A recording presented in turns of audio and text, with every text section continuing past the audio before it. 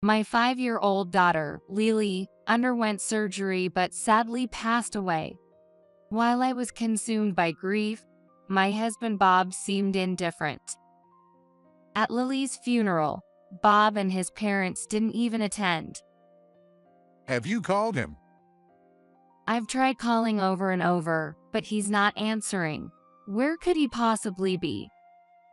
During the entire funeral, I didn't even have time to mourn Lily properly, as I kept trying to reach Bob on the phone. Finally, just before we moved to the burial site, the call went through.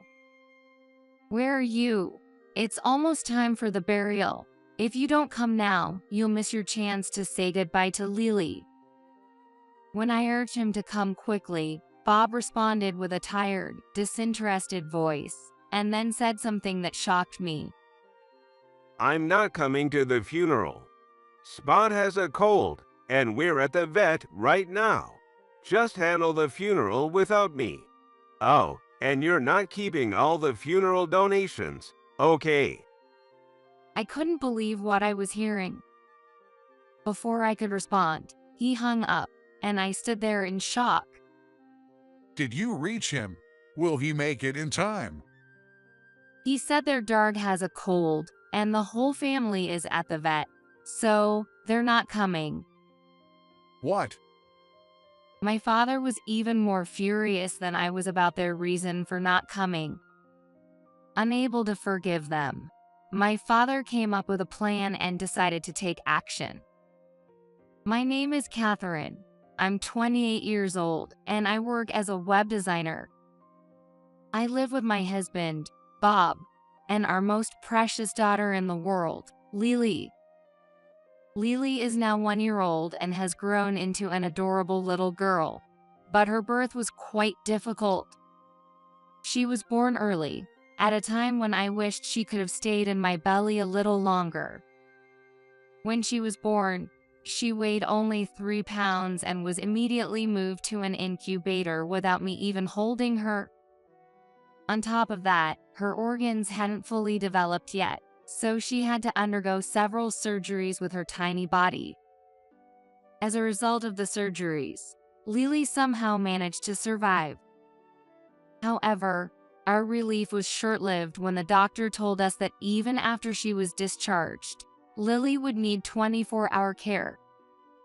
They explained that she would need to be fed through a tube, and there was no guarantee that her health wouldn't relapse at any time. I regretted not being able to protect her in my womb until she was fully grown, and I couldn't stop crying.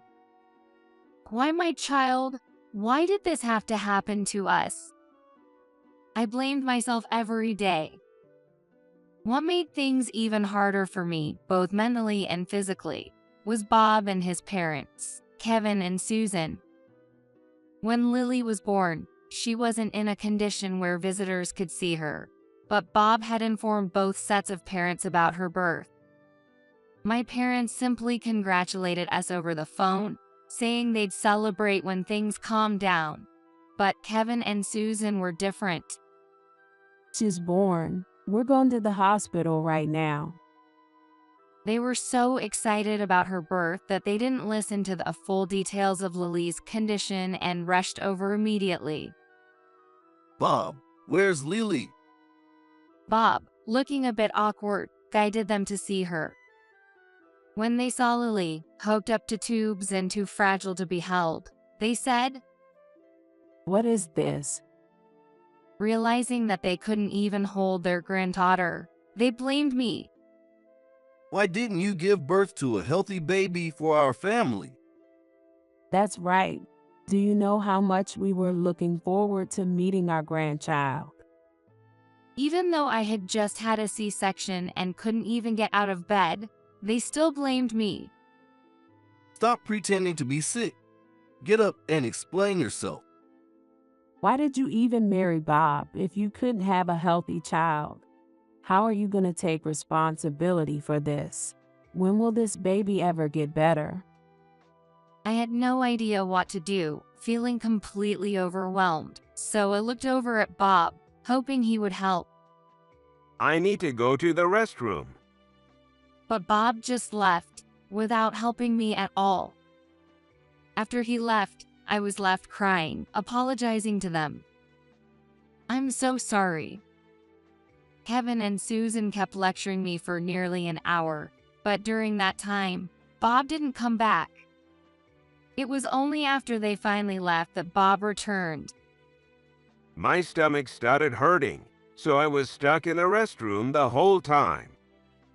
I knew he was lying. His eyes were darting all over the place. It was such an obvious lie, so I asked him why he abandoned me instead of helping.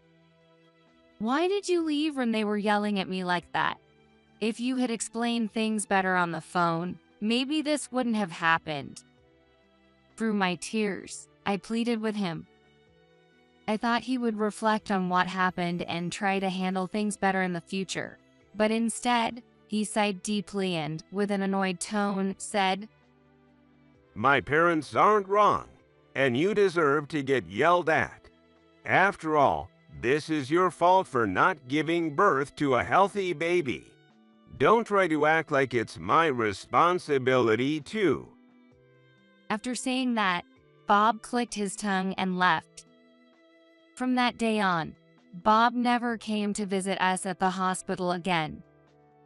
Even after we were discharged from the hospital, Bob continued to treat me and Lily coldly, avoiding any contact with us. Hey, I bought Lily a cute outfit today. Isn't it adorable? No matter how much I tried to reach out, Bob acted like nothing happened. When he did talk to me, it was just to tell me how he was going to avoid us. I've got work dinners tomorrow and the day after, so I won't need dinner. Also, I'm going to start eating breakfast at the office from now on. I understand that he might want to avoid facing the reality that his daughter isn't like other kids, but this attitude was getting harder to deal with. I asked Bob to help out a little with parenting.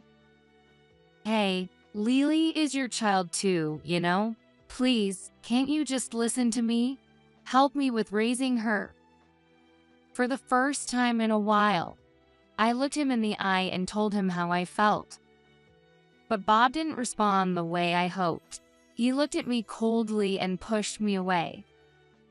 If you wanted that, you should have had a healthy baby in the first place. Don't try to push your responsibility onto me. After that, Bob distanced himself from me even more. No matter what I said, he wouldn't listen, and all of my pleas fell on deaf ears. I had nearly given up on the idea of Bob helping to take care of Lily. When I needed a break or had errands to run, I decided to rely on my parents for help. Today, my dad is coming over to take care of Lily since I have to go to the hospital. If that's the case, I won't be home until late. Actually, I'll just crash at a colleague's place tonight. Whenever he heard that my parents were coming over, Bob made sure not to be around. He didn't want them to realize that he wasn't involved in Lily's care at all. On the days my dad came, Bob would find ways to waste time elsewhere, pretending to be busy, so that my parents wouldn't notice his lack of interest in parenting. Earlier today, I bumped into Bob near the station. He said he's working late again tonight. Yeah, seems like it. Bob's such a hard worker. He's probably trying so hard to support you because you're handling all the child care and housework. I wanted to tell them the truth, but I had no proof, and I knew it would just sound like I was complaining. Hearing about how hard Bob's working makes me want to try even harder to help with Lily's care. Watching my dad, who had completely bought into Bob's lies, made my heart ache. Oh right, Lily's surgery is next month. Could you or Mom come over again on that day? Of course. Is Bob going to be at work? He's really working hard for you and Lily. I'll take time off from work to be there for the surgery if you need me. Yeah, thank you. Dad always put me and Lily first. My dad, John, is a musician who is also active on TV and in magazines. Not only is he a composer, but my father's warm personality is also widely appreciated, which has led him to appear as a commentator on news programs and variety shows, expanding his career. Despite his hectic schedule, he postponed important engagements and took time off to be with me when Bob couldn't. I was so grateful to my dad for doing things that Bob never would, as if it were the most natural thing in the world. By the time Lily turned 5, I had been living this way for years when suddenly, my mother-in-law, Susan, reached out to me. I hadn't heard from her since Lily's birth, and we had lost contact. Her sudden call scared me, and I didn't pick it up. The phone rang for a while before going to voicemail. Later, when I listened to her message, a chill ran down my spine. Hello, is Lily's health better now? You haven't shown your face around here since she was born, have you? Well, now the neighbors are gossiping. They're saying we haven't even seen our granddaughter and that we're making her up. So, if Lily is doing better, you should bring her over here to visit us. Hearing Susan's voice for the first time in 5 years, it was clear nothing had changed. She was still as self-centered as ever. The only reason she wanted to see us was because she was worried about what the neighbors thought, which made me reluctant to go. But when Bob came home, he didn't even ask my opinion and immediately said, We're going to my parents' house this weekend. I figured Kevin and Susan must have called him too. We hadn't visited them in all these years, so I was surprised by his sudden decision. Of course, I didn't want to go, remembering how they blamed me right after Lily's birth. But it had been 5 years. As much as I hated the idea, I felt I had no choice but to go. The day we were to visit their house finally came. Hey, can you help me get Lily into the car? What? Not my problem. Do it yourself. Even though Bob was the one who decided we should visit his parents, he didn't help with any of the preparations, and I struggled with everything on my own. As a result, we ended up leaving much later than planned. I said we leave by 11, but here we are, 40 minutes late. You're really slow at everything, aren't you? If you had helped, we could have left earlier. Frustrated by his comment, I shot back. During the entire car ride, Bob stayed in a bad mood, complaining all the way to his parents' house. I should have never married someone like you. By now, my kid should be going to tutoring sessions or swim practice, getting ready to be a top student. And you ruined all of that. I tried to ignore his words, staring out the car window. But things didn't get any easier once we arrived at his parents' house. Hurry up and get inside. What if the neighbors see? Kevin and Susan seemed to believe that Lily was perfectly healthy by now. When they saw her in a wheelchair, they immediately ushered us inside, worried about what the neighbors might think. Bob, did you make sure nobody saw her from the parking lot to the house? Of course, I was careful. They spoke as if Lily was something to be ashamed of. I couldn't help but feel the urge to speak up. Excuse me, but... Just as I was about to defend Lily, Susan interrupted me. Catherine, how long are you going to keep Lily like this? She should be better by now, right? You keep putting her in that wheelchair, babying her like this. If you keep spoiling her, she'll never get better. Susan clearly didn't understand anything about Lily's condition. It was the same when she was born.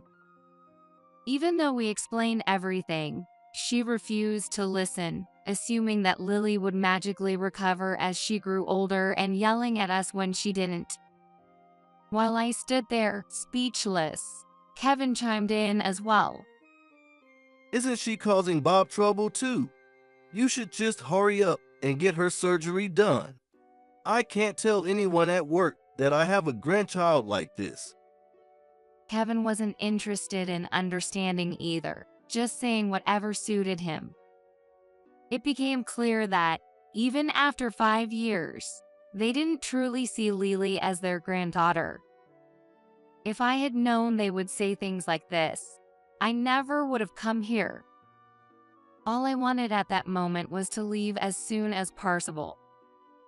Bob, I'm taking Lily home now, so can I have the car keys? What? No way. And by the way, I bought that car with my money. Why do you act like it's yours? If you want to go home, take the train. Bob said this and then went back to the living room to snack with Kevin and reminisce about the past. While I waited, the family dog, Spot, kept barking at me, thinking I was an intruder. Catherine, can you stop stressing out Spot? What if the neighbors hear him barking and figure out you're here? Scolded like that, I was kicked out of the living room and told to wait by the front door. A chilly breeze was blowing, so I took off my cardigan and wrapped it around Lily. Trying to reassure both her and myself, I softly said, "Lily, I'm sorry, just a little longer, okay? Daddy will be here soon, and then we can go home." 2 hours later, Bob finally said we could leave. All right, we're heading out. Yeah, next time, Bob, you can come alone. And Lily, don't come back until you're better. It was a roundabout way of saying we weren't welcome, but honestly, I didn't mind. However, during the ride home, Bob said, We're going back next month. "What? But they told me not to come." Of course, that was a lie. If we don't go, they'll be angry and think we're not showing any effort. We have to keep going next month and the month after that to stay on their good side. Bob, trying to read between the lines of what Susan said, explained it like this, but I didn't understand. I don't think it was a lie. They wouldn't even let me in the living room today. I really think it's best if I don't go. When I said that, Bob sighed. That's exactly why Mom doesn't like you. Just do what I say. I ended up being talked into it and agreed to go with him again next month. The day came for us to visit Bob's parents again, but on the day of, Bob suddenly said he didn't feel like going. I think I'll skip it today. You go by yourself. What? If you're not going, why should we? I'll call Susan and tell her we're not coming. What? My mom isn't just sitting around all day. She's making time for us. So get over there already. I was stunned by how selfish he sounded. But I knew if I pushed back now, it would only lead to him taking it out on Lily later, and I couldn't let that happen. So, I reluctantly agreed to go. When we arrived at their house, Kevin and Susan were clearly unhappy. Why are you here? Didn't I tell you not to come anymore? Bob's not even here. So what's the point of you being here? I'm sorry. They didn't let us inside, and we were scolded and sent away right at the front door. It was a pointless trip. When I told Bob what happened after we got home, he laughed out loud. So they didn't let you in after all, right? Well, that makes sense. Mom and Dad don't like you too. Bob had been toying with us, looking down on us the entire time. That was the last straw for me, and I finally snapped. What the hell is this? Do you know how long it takes to prepare Lily just to go out? It's more than 30 minutes. And we have to be extra cautious because she could bring back any kind of illness. You might think this is just a game, but for me, it's a nightmare. Stop playing these games with us. For the first time, I raised my voice at Bob, letting out everything I'd been holding in. Bob looked shocked for a moment, but then quickly returned to his usual self and said, No need to get so angry. This is your fault anyway for keeping Lily away from my parents. Your parents visit and see Lily all the time, so you've been the unfair one. He completely missed the point and started shouting at me, telling me to leave. At that moment, I realized I couldn't stay with Bob any longer. I decided to return to my parents' house. When I returned to my parents' house after a long time, they welcomed me and Lily warmly. If you told us, we would have picked you up. It must have been tough getting here. Your mom made some coffee, so stay a while and relax. I'll take care of Lily in the meantime. My dad busily attended to Lily, making sure I could rest. So, I heard you and Bob had an argument. That must have been hard. I'm sure Bob didn't mean to take it out on you and Lily. He's probably just stressed from work, and you just happened to be there. Don't worry about it. Not knowing the real reason for the fight, my dad tried to reassure me. Thank you. That was all I could say in response to his kindness.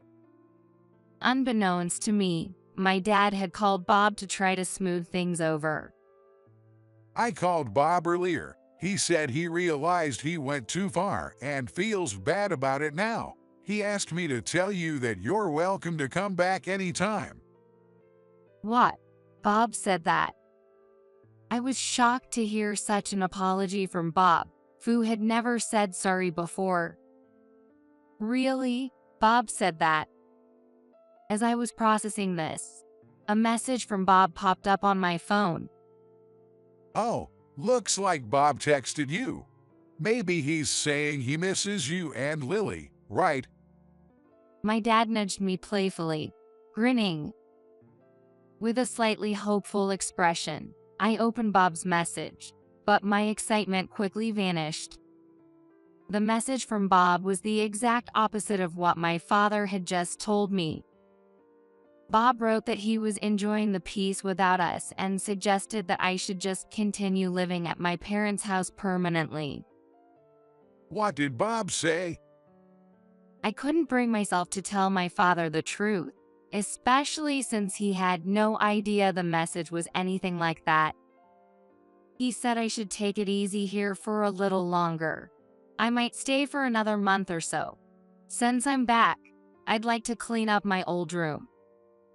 I lied on the spot, trying to keep my dad from worrying, and acted cheerful. Of course, my parents were happy to let me stay as long as I wanted. About a week after staying at my parents' house, Lily's condition suddenly took a turn for the worse. While I was taking a shower, my mother rushed in, alarmed by how Lily was acting. Lily? Stay calm. Let's call the hospital first. Panicking, I called the hospital and emergency services.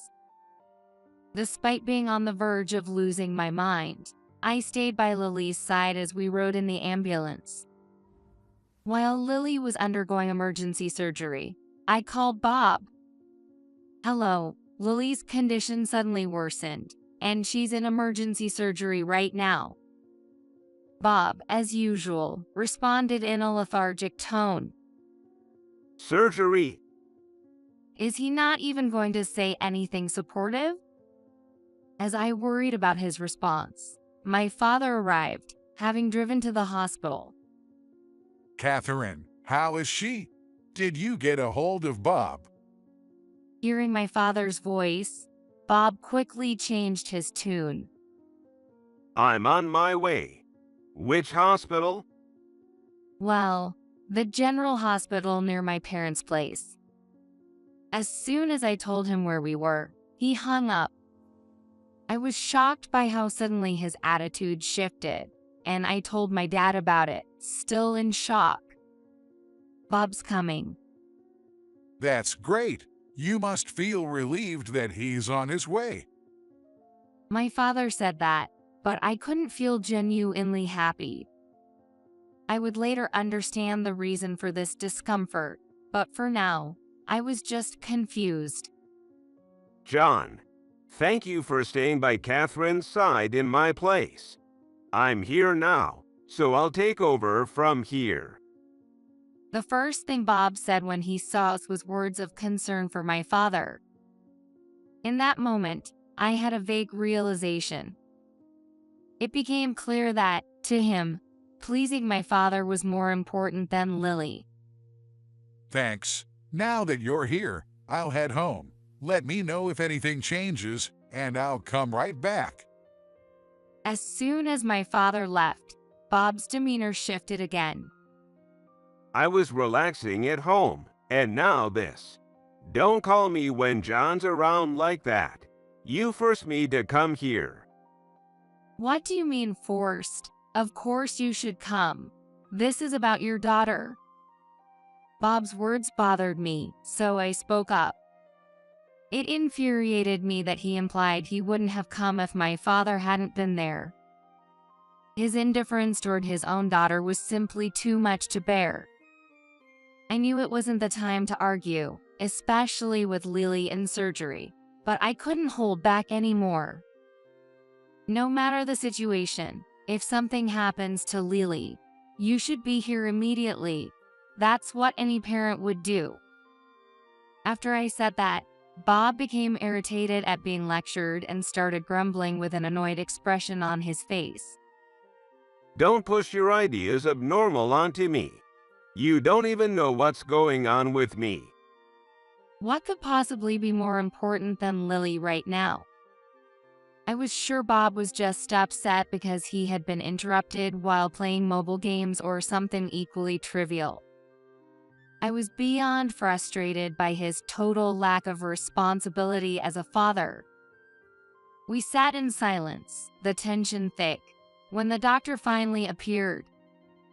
From the doctor's uneasy expression, I knew everything. Then the doctor, with a heavy heart, began to speak. What? Lily? He told us that Lily had passed away during the surgery. I stared at the doctor, unable to blink for a while. Then, all I could do was break down in tears right there. Still unable to fully grasp the reality of losing Lily, both Bob and I informed our parents. My parents rushed to be by my side, but Kevin and Susan never came. However, I barely had time to think about their absence, as I was immediately busy with paperwork and funeral arrangements. As I began preparing for the funeral, I suddenly realized, wait, where's Bob? At first, I thought he had just gone to the restroom. But he never came back, and the funeral proceeded without him. Where's Bob? Both my father and mother began looking around, realizing his absence. Kevin and Susan weren't there either. Catherine, why don't you try calling Bob? Following my father's suggestion, I tried calling Bob. But no matter how many times I called, he didn't pick up. Other attendees began to notice that neither Bob nor his parents were there, and everyone seemed confused. Even during the service, I kept calling Bob repeatedly. Eventually, it was time to move to the burial site. Bob, where are you? What are you doing? Even as I carried out my duties as the chief mourner, I continued trying to reach Bob. My father also started calling him, and finally, we got through. Where are you? It's time for the burial. This is your last chance to say goodbye to Lily. Hurry. With time running out, I spoke rapidly, urging him to come. Then Bob, in his usual lethargic tone, said, No, I'm not coming. You handle it on your own. Oh, but don't even think about keeping all the funeral donations for yourself. What do you mean you're not coming? And no matter how much Kevin and Susan dislike us, it's basic decency for them to attend, right? I've got bigger things to deal with than Lily's funeral right now. Bob's voice grew louder in response to my words. Spot's sick with a cold, and we've been taking him to the vet. I even stepped out just to take your call. Now I'm going back inside, so I'm hanging up. Bob was prioritizing the family dog's cold over his own daughter's funeral. Without waiting for my response, Bob hung up. I stood there in disbelief. What? I called him back immediately, but I was already blocked. I couldn't believe that Lily's funeral was being pushed aside for this. There were plenty of other options. He could have left Spot with someone, or even taken him to a pet hotel. And why did all three of them have to go to the vet? Surely one person would have been enough. Catherine, what did Bob say? My father rushed over, seeing me standing in shock with the phone still in my hand. I had always made excuses for Bob to save face, but now I couldn't do that anymore. I told my father exactly what Bob had said. Bob isn't planning on attending the funeral. He said the family dog has a cold, and taking him to the vet is more important. As I tried to explain, the sadness overwhelmed me, and I began to cry. My father, looking confused and furrowing his brow, responded. What does that even mean? I went on to tell him that Bob, his parents, and the dog were all at the vet, and that despite not coming to the funeral, Bob still wanted a share of the funeral donations. It's just too much. It's not like all three of them need to be with the dog just because it has a cold. My father gently rubbed my back, trying to comfort me. He seemed to be thinking deeply as he spoke. I get that they're worried about the dog, but Bob could have come alone. He could have made arrangements and still been here for Lily. It's not just about this funeral. It sounds like Bob has been neglecting us too for a long time. I finally confessed to my father about Bob's rude behavior at home, how Lily and I had no place in his family, and how they constantly spoke ill of us. My father, having trusted Bob with his daughter and granddaughter, was at a loss for words. And that's why I think they don't really care about Lily's funeral. As soon as I said it out loud, the sadness overwhelmed me, and I couldn't stop crying.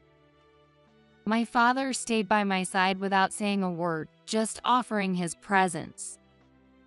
A few minutes later, my mother came in to tell us it was time to say our final goodbyes to Lily. Let's go. We'll talk about Bob later.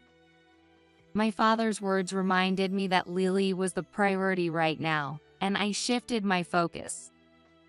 We said our goodbyes to Lily, and the long, painful day finally came to an end. Back at home, I told my parents everything about Bob and his family, starting from the very beginning. My mother was shocked when she learned that Bob had prioritized their dog over Lily. I also told them how I hadn't been able to reach Bob since then. They hated me and Lily. Maybe they feel relieved now. Thinking about it makes me so angry. As I let out the anger that had been building up, my parents nodded quietly in understanding.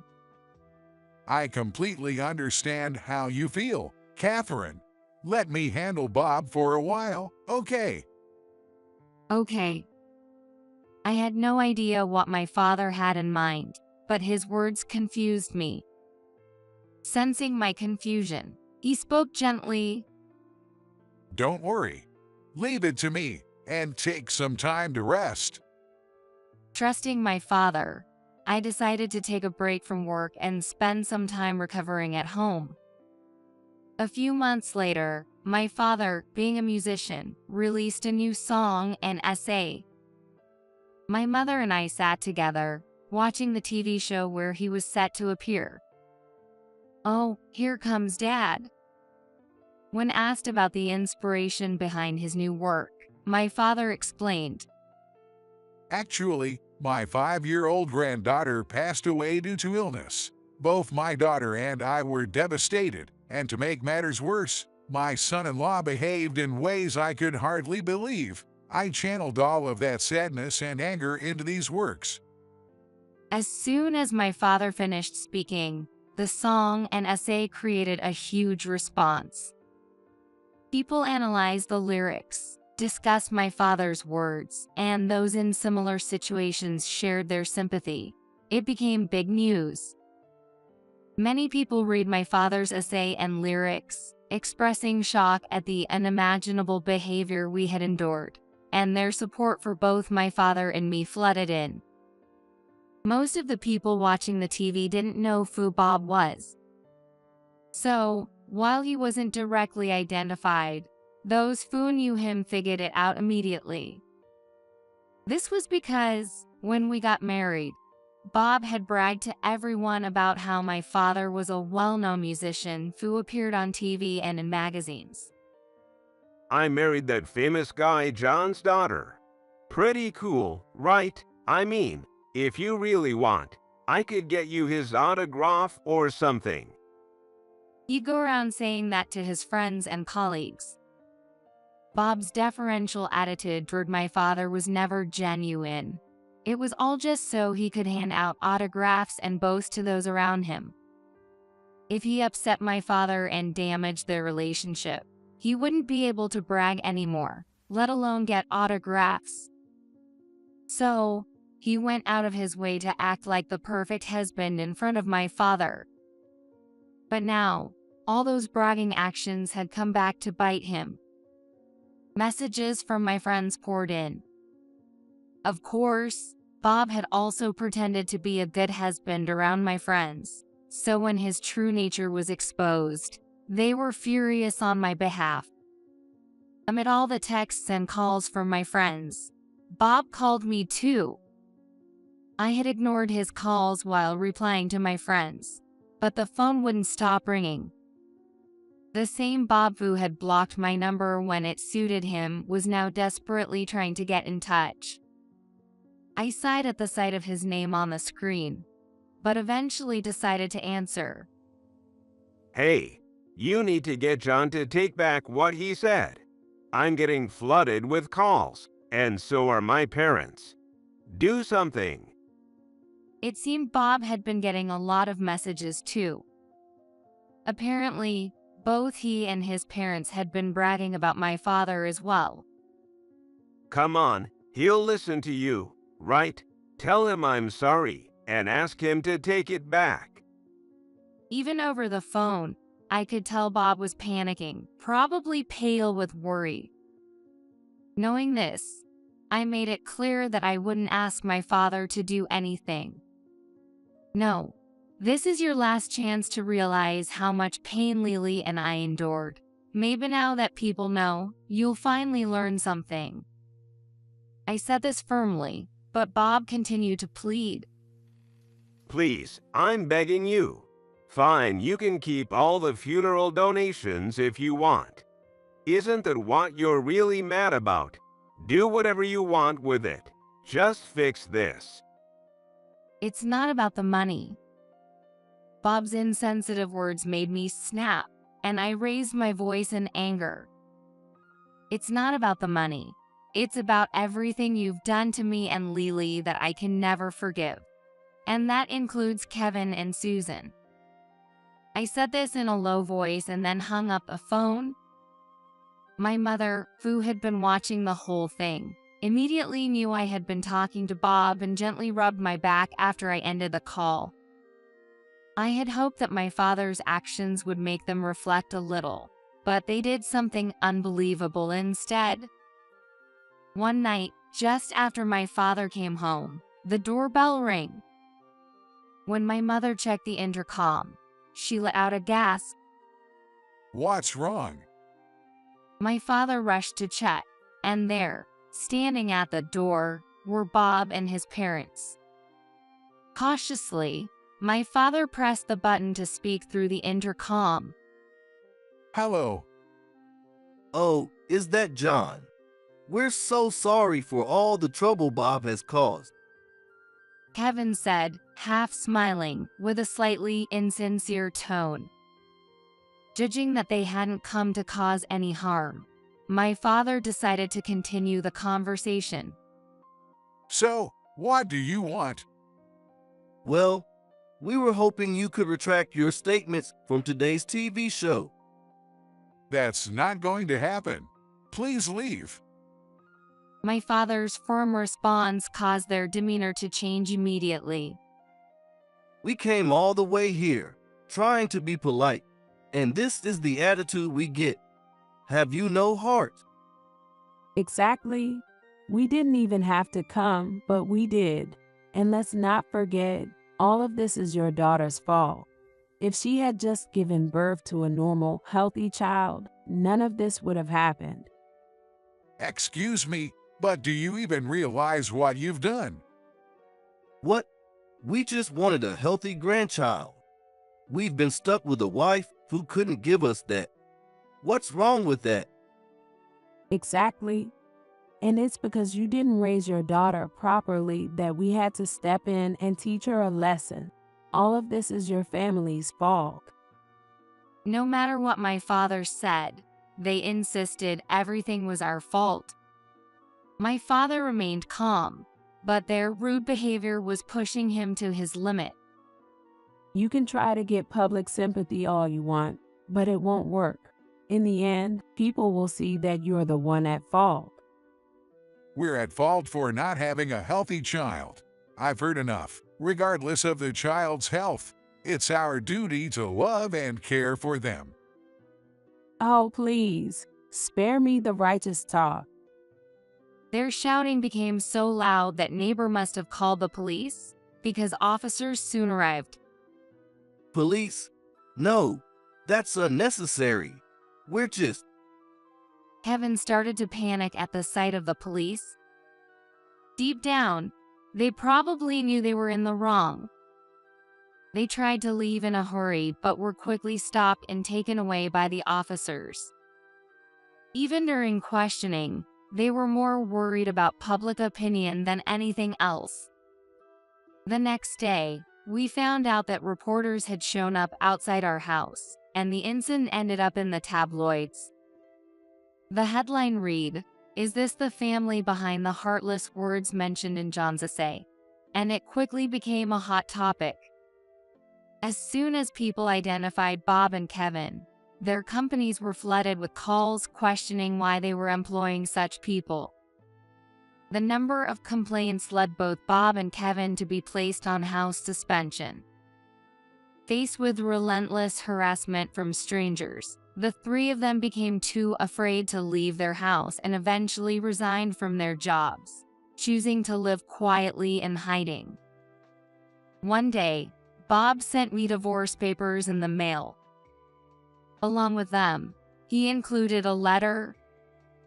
"Well, I'm giving up all rights to the house to you." Bob had given up the house we once shared with Lily, along with all of his assets, and it seemed they had fled somewhere. After reading the letter, my father said, Well, at least you managed to get divorced without any trouble. "Yeah?" I nodded at his words and quickly submitted the divorce papers. And so, several years passed since the divorce. I had lost my beloved daughter Lily, divorced Bob, and sold the house. I had lost everything. I had no regrets about divorcing Bob or selling the house. In fact, I felt a sense of relief. But when it came to losing Lily, I felt like there was a gaping hole in my heart. Still, I know that's not what Lily would want to see from her mother. So, I've kept moving forward, returned to work, and am gradually rebuilding my life. Lily, today your mom is going to do her best again. I say this to her every day, and her memory continues to give me strength. Even if I meet a wonderful partner someday and have more children, I will never forget Lily. When I'm blessed with a new life, I'll make sure to tell that child all about her. For Lily's sake, I'll live today to the fullest and make it a wonderful day.